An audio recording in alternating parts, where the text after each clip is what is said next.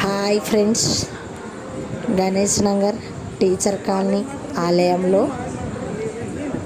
అందరు మహిళా వాళ్ళు అందరం కలిసి వినాయకుడి దగ్గర పిండి దీపాలతోని చాలా బాగా అలంకరణ చేశారు. మీరు కూడా చూడండి.